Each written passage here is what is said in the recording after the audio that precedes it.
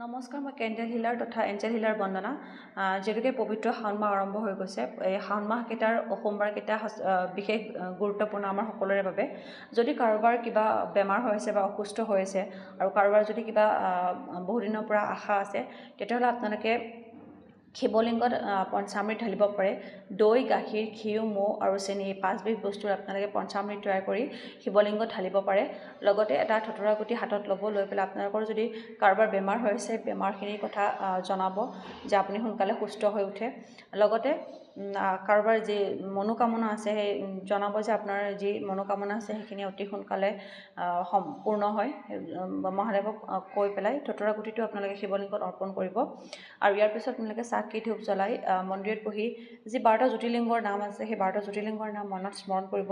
লগতে কোনোবাই যদি মহাদেৱৰ মন্ত্ৰ জানে বা কিবা কিতাপ পঢ়ি আছে আপোনালোকে পঢ়িব পাৰে। এইখিনি কৰি চাব পাৰে। ধন্যবাদ।